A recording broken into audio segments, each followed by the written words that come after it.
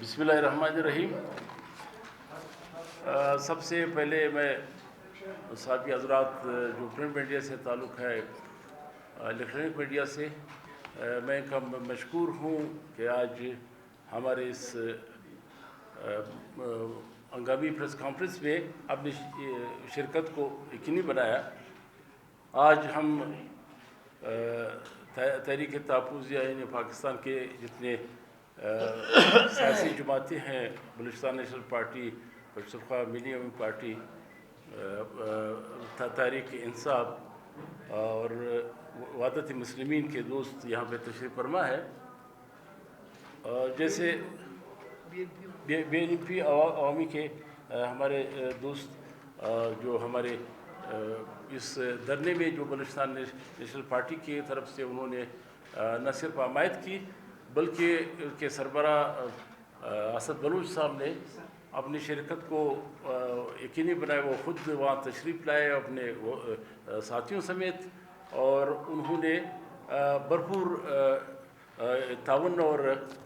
ساتھ چلنے کا یقین دلایا۔ اور آج بھی ہم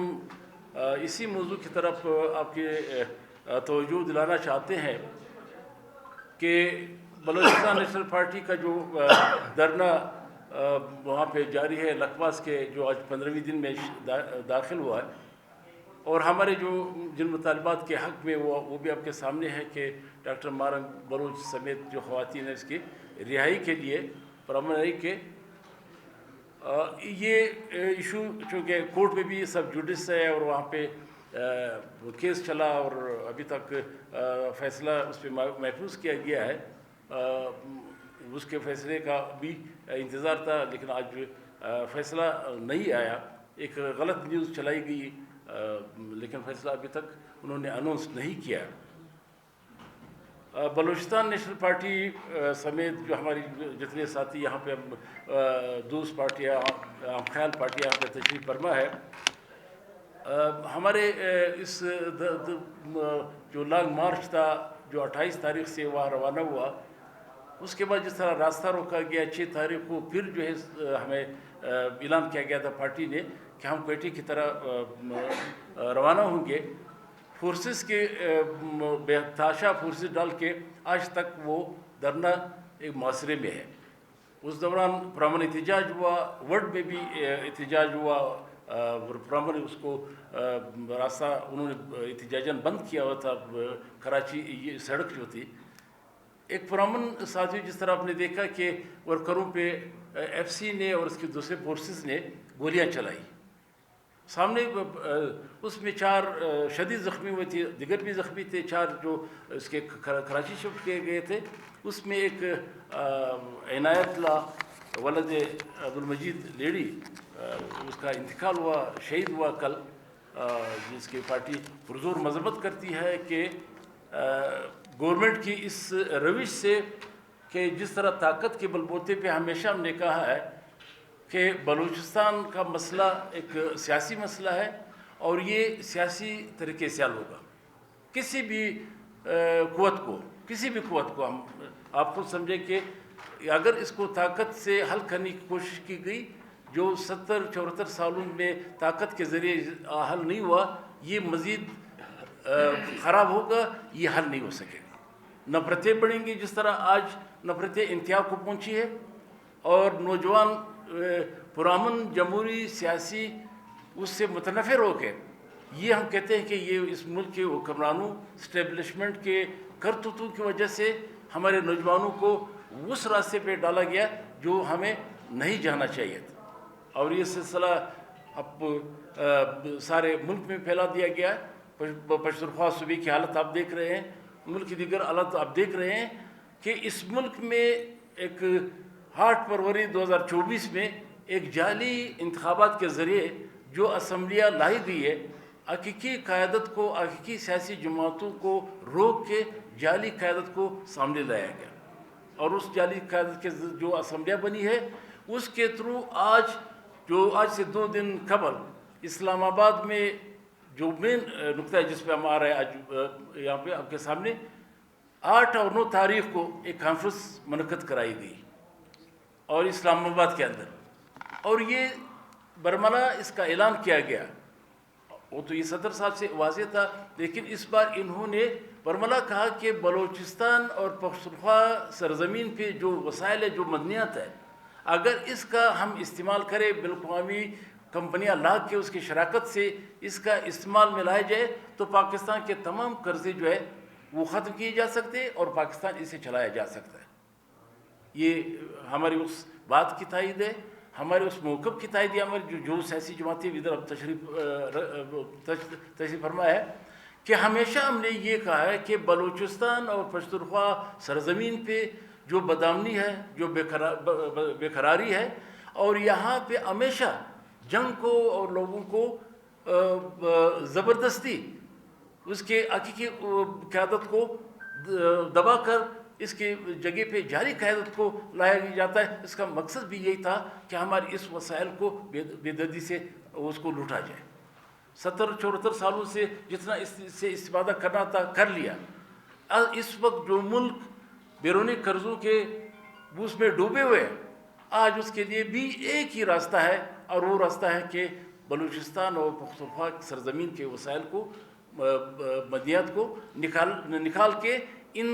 قرضوں سے اپنے اس کو چھڑایا جائے اور اس ملک کو چلایا جائے۔ لیکن ہم نے ہمیشہ یہی کہا کہ یہ ملک ایک فیڈریشن ہے اور اس کے فیڈریٹنگ یونٹس ہیں، اور پاکستان میں جو اس وقت آئین جس کا دعویٰ یہ کرتے ہیں، کانسٹیٹیوشن آف پاکستان، یہ ہر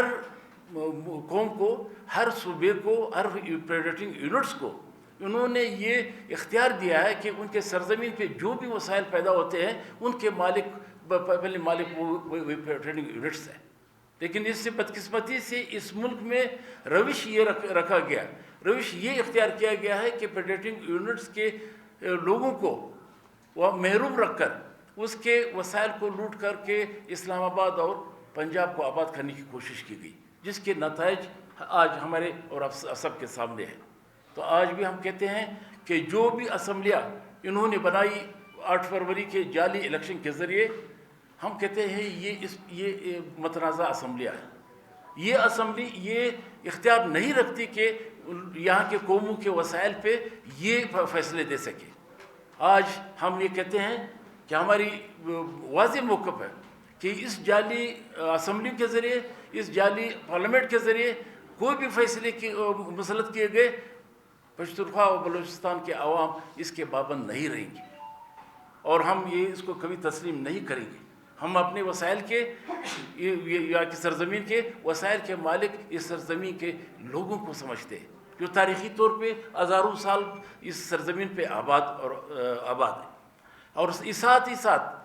جس طرح میں نے جعلی قیادت کی بات کی کہ یہاں پہ بدقسمتی اس ملک میں یہ رہی ہے کہ اسٹیبلشمنٹ کا رویہ ہمیشہ یہ رہا ہے کہ انہوں نے حقیقی قیادت پہ الزامات لگا کر لوگوں سے دور کرنے کی کوشش کی گئی، لیکن عوام ہمیشہ اپنی اصل قیادت کے ساتھ رہی ہے۔ آپ جعلی طریقے سے جس نے 3 سے ووٹ بھی نہیں دیے، اپنے اسمبلی میں تو پہنچا دیا، لیکن عوام کے دلوں میں جو حقیقی اپنی قیادت کے ساتھ جو وابستگی ہے اس کو کیسے ختم کیا جا سکتا ہے؟ کل بھی جس طرح آپ نے دیکھا کہ ایک طرف جو ہماری ایک پرامن مارچ ہے، آج بھی 15 دن سے پارٹی قائد اس دھرنے میں خود تشریف فرمائے اپنے ہزاروں کارکنوں کے ساتھ، اور اس کا راستہ رو کہ انہوں نے ایک دن بھی یہ کوشش نہیں کی کہ وہ زبردستی کر کے خون ریزی کا یہاں پہ بازار گرم کرے۔ حالانکہ حکمرانوں کی بار بار اشتعال دلانے کے باوجود پارٹی نے یہ کوشش کی کہ اپنے جمہوری اصولوں کے ساتھ چلے، اپنی جمہوری سیاست کے ساتھ چلے۔ آج کل بھی آپ نے دیکھا کہ ایک ڈمی قیادت کو یہ جس طرح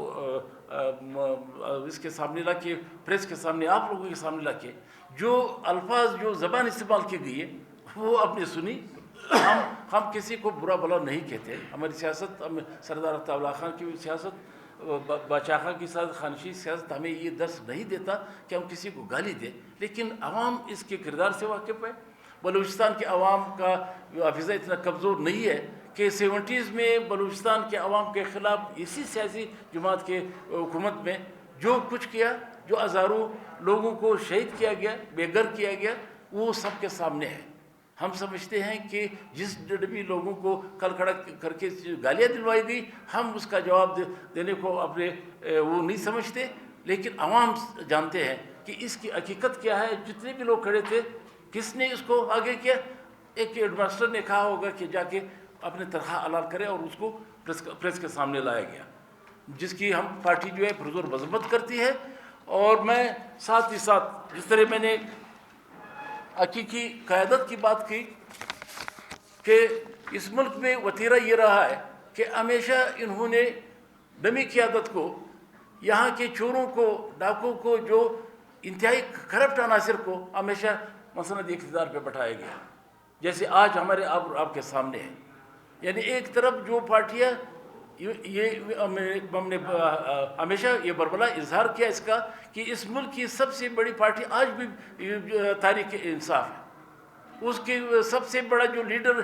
عمران خان, جس نے الیکشن جیتا, پختونخوا صوبے بھی جیتا, آج بھی 100 کے قریب اس کے سیٹیں ہیں نیشنل اسمبلی میں, وہ جیل پہ. اور چور ڈاکو جو ہے, جس نے 10 بھی سیٹیں نہیں جیتی, وہ برسر اقتدار ہے. اور اسمبلی میں کوئی فیصلہ لینے کے بجائے آج ایک غیر آئینی فورم کو استعمال کیا جا رہا ہے. یعنی 18ویں ترمیم کے موجودگی میں, آئین میں آرٹیکل 172 کے موجودگی میں, آرٹیکل میں 158 کی موجودگی میں, SIFC کے ذریعے تمام جو اس ملک کے دارمدار کو چلایا جا رہا ہے. ایپیکس کمیٹی کے ذریعے فیصلے کیا جا رہا ہے. ہم کہتے ہیں یہ غیر آئینی فیصلے ہیں, غیر جمہوری فیصلے ہیں, اس کو عوام کبھی تسلیم نہیں کریں گے. اور اس طرح کے کانفرنسوں میں صرف ہمیں اطمینان ملی ہے کہ انہوں نے آج خود تسلیم کیا ہے کہ پاکستان اس ملک کو مزید چلانے کے لیے یہ واحد راستہ جو ہے وہ بلوچوں کے, پشتونوں کے سرزمین پہ جو مدنیات ہے, اللہ تعالیٰ نے جو خزانے پیدا کیے, اس کے بغیر یہ ملک نہیں چل سکتا. تو ہم سمجھتے ہیں کہ اگر وہ واقعی اس ملک کو چلانا چاہتے ہیں تو فیڈریٹنگ یونٹس کو مطمئن کرنا ہوگا. فیڈریٹنگ یونٹس کے جو حقوق ہے اس کو تسلیم کرنا پڑے گا. اور یہ حقیقی جو قیادت ہے پشتونوں اور بلوچوں اور یہ پاکستان کے, اس کو اعتماد میں لے کے یہ تمام معاہدے کیے جائیں.